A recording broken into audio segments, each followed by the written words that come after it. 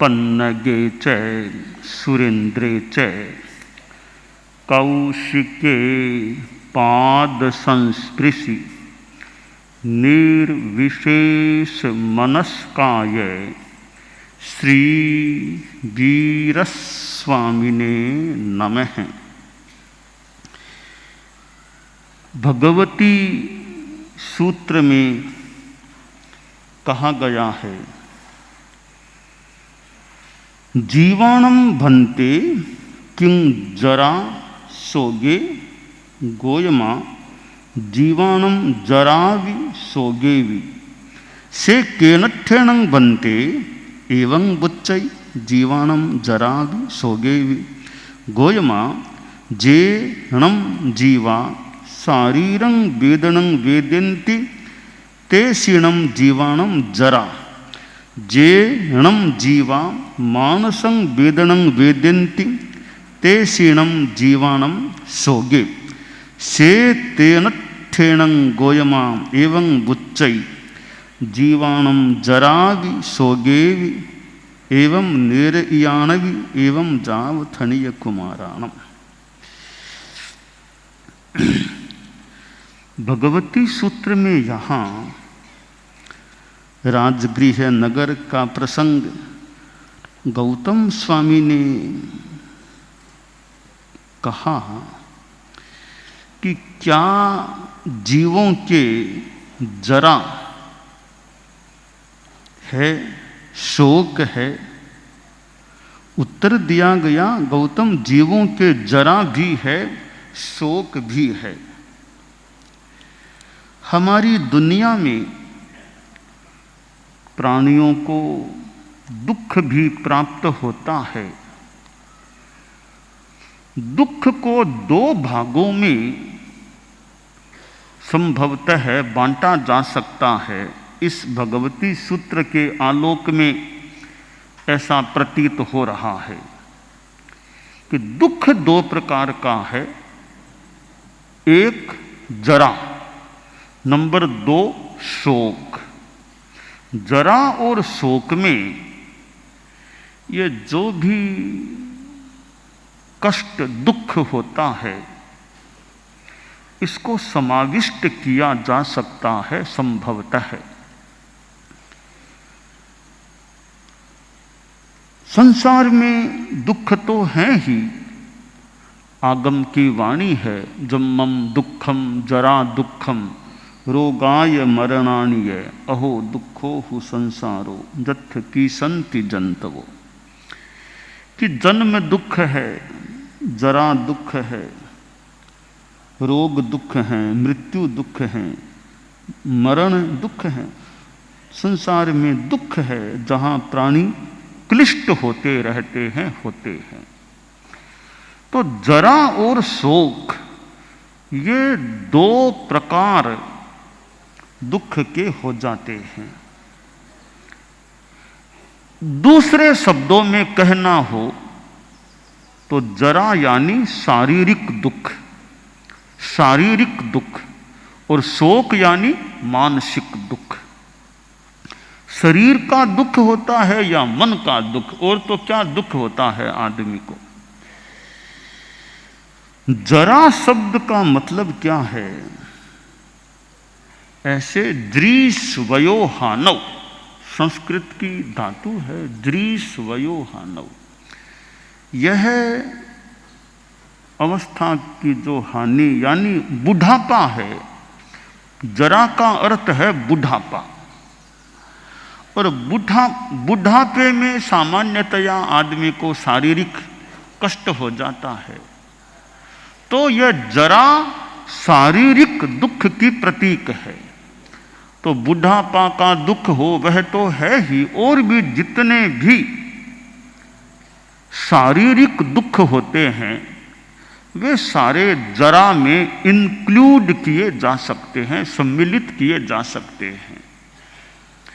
तो प्राणियों को शारीरिक कष्ट होता है। बुढ़ापा तो आए उनको आए, बुढ़ापा के सिवाय भी बीमारी हो गई और कोई तकलीफ हो गई, पैर में दर्द हो गया, गिर गया, चोट आ गई, दुख हो गया, ये सारे दुख जो शरीर से संबंधित हैं वे जरा के अंतर्गत लिए जा सकते हैं। दूसरा जो दुख होता है वो शोक, मन में जो व्यथा होती है वह शोक है। यूं तो शोक किसी की डेथ हो जाने के बाद जो मानसिक दुख होता है उसे हम शोक बोलते हैं। भी शोक सभा, तो शोक मानसिक दुख की वो एक जो बात होती है। परंतु केवल मृत्यु के हो जाने पर होने वाला ही नहीं है शोक, और भी कोई मानसिक तकलीफ होती है तो वह भी शोक के अंतर्गत समाविष्ट की जा सकती है। तो कुल मिलाकर दुख के दो प्रकार हो जाते हैं, जरा और शोक। जरा शारीरिक कष्ट और शोक मानसिक कष्ट। तो उत्तर दिया गया कि प्राणियों को, जीवों को यह जरा के रूप में भी दुख होता है और शोक के रूप में भी दुख होता है। भगवती सूत्र में बताया गया है कि जो जीव शारीरिक वेदना वेदते हैं उनके जरा होती है, जो जीव मानस वेदना वेदते हैं उन जीवों के शोक होता है। तो प्रश्न है, क्या सारे जीवों के जरा और शोक हो सकते हैं क्या, कि सबके नहीं होते हैं? सिद्ध भगवान हैं, उनके तो न जरा है न शोक है, न शरीर है न मन, तो न जरा होती न शोक होता। अब बात रही सांसारिक प्राणियों की, संसारी जीवों की। तो संसारी जीव हैं, उनमें भी सब जीवों के शोक नहीं होता। जैसे नैरयिक जीव हैं, नरक के जो नारक हैं, उनके जरा भी है शोक भी है। यानी जिन जीवों के मन होता है शोक उन्हीं के होता है, जिनके मन नहीं होता उन जीवों के शोक नहीं होता, जरा हो सकती है।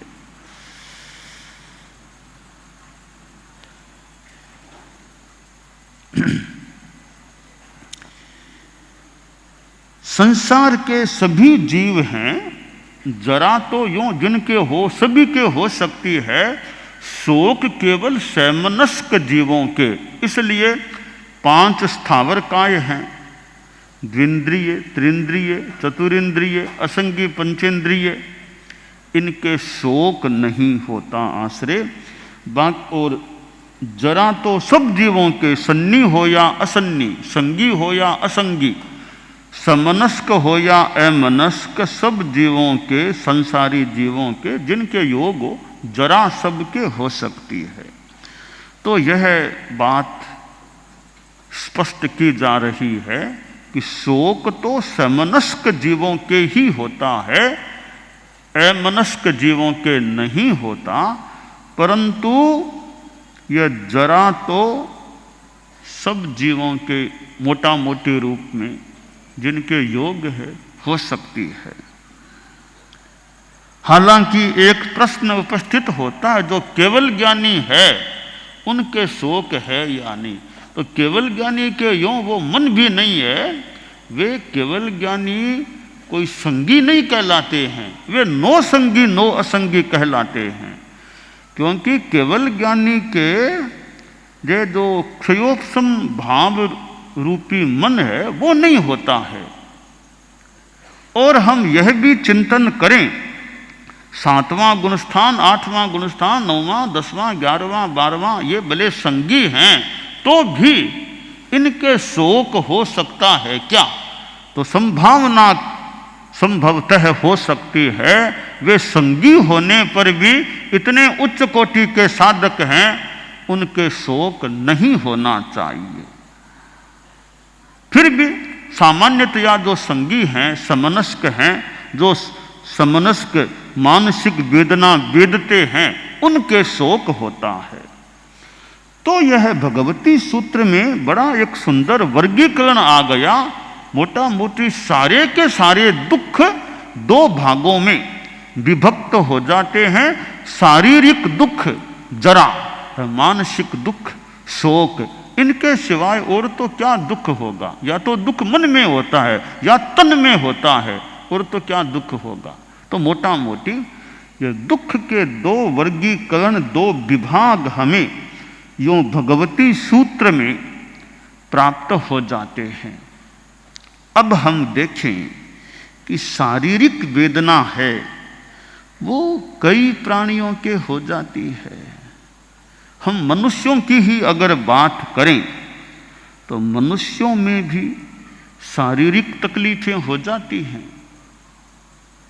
घुटनों में दर्द हो जाता है, और भी शरीर के विभिन्न अंगों में पीड़ा हो जाए, शरीर के अवयव काम करना कम कर दें या बंद कर दें, कमर में दर्द हो जाता है, उठना ही मुश्किल हो जाता है। तो अनेक प्रकार की शारीरिक वेदना मनुष्यों के हो सकती है। फिर कोई पिटाई करे और कुछ ऐसा करे तो और अपने ढंग की वेदना हो सकती है। मानसिक वेदना भी हो जाती है। वियोग हो गया और कोई अप्रिय घटना घट गई तो आदमी शोक में जा सकता है, मानसिक व्यथा से व्यथित आक्रांत हो जाता है। तो मनुष्य के जीवन में, और भी प्राणियों की बात है, हम मनुष्यों की बात करें तो ये शारीरिक और मानसिक कष्ट की स्थितियां आ सकती हैं। अब इन स्थितियों में हमारा समभाव, समता भाव रहे, यह खास बात है। शरीर है, जीवन में बीमारियां तकलीफें कभी कभी हो सकती है।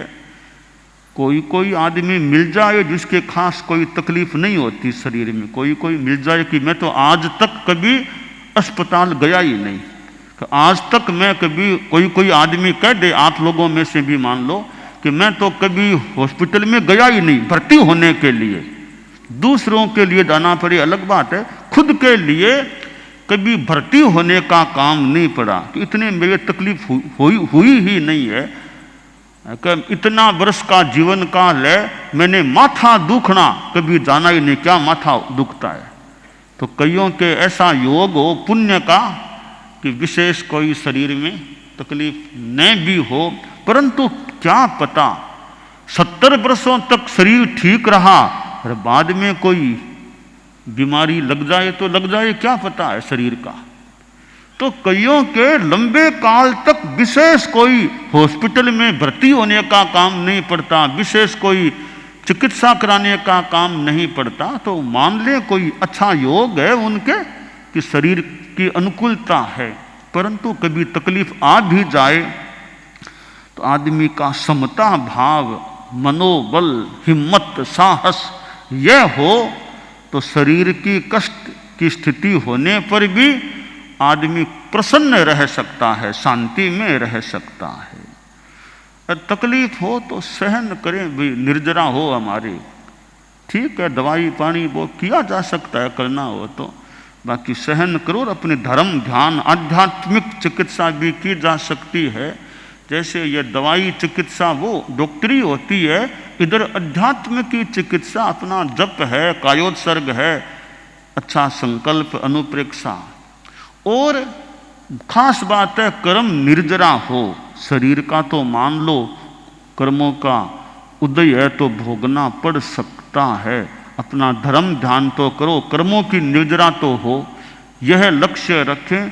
तकलीफ में भी धर्म ध्यान जितना हो सके वो करने का प्रयास करें। मानसिक परेशानी भी आ जाए, जैसे आप गृहस्थों के कभी व्यापार संबंधी समस्या आ गई, कभी परिवार में और आपसी वो वैमनस्य की स्थितियां आ गई, बेटा कहना नहीं मान रहा है, बेटे ने नुकसान कर दिया, वो कर दिया, ऐसी कई स्थितियां आ सकती है।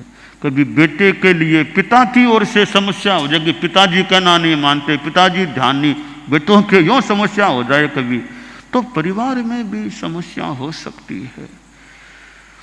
उन मानसिक समस्याओं के समय भी आदमी हिम्मत रखे, शांति रखे। ठीक है, परेशानियां है तो सॉल्यूशन का प्रयास तो करने वाले कर सकते हैं, सॉल्यूशन खोजा जा सकता है, पर ज़्यादा मन पर हावी न हो, परेशानियां हावी न हो, समस्याएं हावी न हो, समस्या आने पर भी शांति रह सके।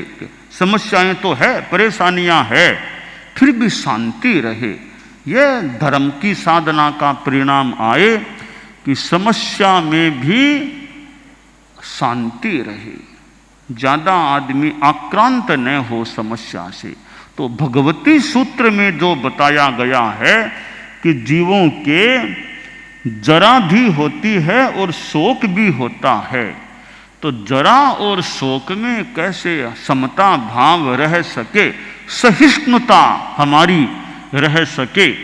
आगम में कहा गया देहे दुखम महाफलम, कि जैसे साधु है तो कभी भूख लग गई, प्यास लग गई, सोने का स्थान उबड़ खाबड़ सा टूटा फूटा सा मिला है, कभी डर की स्थितियां आ गई, कि उन स्थितियों में भी सहन करो, सहन करो। तकलीफ है, सोचो शरीर में जो कष्ट हुआ है वो महान फल देने वाला बन सकेगा। अगर मैं समता से सहन करूं तो वह भी महान फल का निमित्त बन सकेगा। इसलिए शरीर के कष्ट को दूर करने का प्रयास तो किया जा सकता है। भाई यहाँ गर्मी है तो वहाँ बैठ जाओ, वहाँ हवा हो तो वहाँ बैठ जाओ, और तो क्या है। और भूख लग गई तो थोड़ी गोचरी का प्रयास करो, कहीं कोई आहार मिल जाए तो, पानी कहीं मिल जाए तो वो प्रयास तो कर सकते हैं। फिर भी नहीं मिला, वर्षा इतनी आ गई है कि गोचरी की अब अनुकूल स्थिति है ही नहीं, तो शांति रखो। तवोत्ति अहियाशय, आज मेरे सहज ही तपस्या हो रही है, ऐसा मान के प्रसन्नता से सहन कर लो कि सहज उपवास का, एकासन का कुछ मौका मिल रहा है, बस अच्छी तपस्या का मौका हो रहा है। कि मिल जाए तो शरीर को पोषण मिल जाएगा, आहार नहीं मिले तो आत्मा का काम होगा, तपस्या हो जाएगी। लभ्यते लभ्यते साधु, साधु एव न लभ्यते, अलब्धे तपसो वृद्धिर लब्धे देहस्य धारणा, कि मिल जाए तो भी ठीक, नहीं मिले तो भी ठीक। भगवान ऋषभ थे, उनको कितने दिनों तक नहीं मिला, आहार नहीं मिला, पदार्थ गोच भिक्षा के लिए, तो आहार मिला नहीं था, कोई बात नहीं, उन्होंने वहाँ मान लो सहन किया। उनके तो बरसी तप से भी बरसी तप हो गया, 12 महीनों से ज़्यादा, 13 महीनों से ज़्यादा का समय अनाहार में बीत गया। फिर उनको दान मिला इक्षु रस के रूप में श्रेयांश के द्वारा, तब उनके इतना लंबा तप जो हुआ उसका पारणा परिसंपन्नता का अवसर आया। ढंढन मुनि था कि कोई अंतराय का योग की नहीं मिलता आहार, कोई बात नहीं मिले तो नहीं सही। अब तो साधु समता में रहें। आप लोग गृहस्थ हैं, मान लो कभी आपके व्यापार में खूब अच्छा आरोहण हो गया, खूब अच्छा प्रॉफिट लाभ हो गया, कभी कभी लाभ इतना न भी हो, अथवा कहीं उल्टा घाटा लग जाए, तो घाटा लग गया तो ज़्यादा दुखी नहीं बनना चाहिए। ठीक है, व्यापार है, आरोह अवरोह आ सकते हैं, यह मान के सहन करना चाहिए कि भी रोटी तो मुझे मिल ही रही है, रहने को मकान तो है ही, कपड़े हैं ही, तो घाटा लग गया तो लग गया, कोई बात नहीं, परिग्रह मेरा कम, इस बार परिग्रह कम रहा मेरा, यह मान ले, वरना परिग्रह बढ़ता तो परिग्रह से युक्त होता, इस बार परिग्रह मेरे कम है, यह मान के संतोष कर ले। तो आर्तक ध्यान हमें नहीं करना चाहिए, दुखी नहीं बनना चाहिए। तो भगवती सूत्र में 2 प्रकार के ये दुख बताए गए हैं, जरा और शोक। इन दोनों की स्थिति आ जाए, दोनों में से एक की भी आ जाए, तो हम समता भाव में रहने का प्रयास करें। और ये तकलीफ साधु को भी आ सकती है, शरीर में तकलीफ साधु के भी हो सकती है। साधु भी आखिर है तो आदमी ही, उसके भी बीमारी हो सकती है, पैर में दर्द हो सकता है और कहीं पीड़ा हो सकती है। तो साधु का तो धर्म है ही कि समता रखो, सहन करो। ठीक है, चिकित्सा का उचित प्रयास हो सकता है, तो समता तो रखनी ही चाहिए। इसी आप लोग गृहस्थ हैं तो उनको भी यही सजेशन, सुझाव दिया जा रहा है कि तकलीफ कभी आ भी जाए तो घबराना नहीं चाहिए,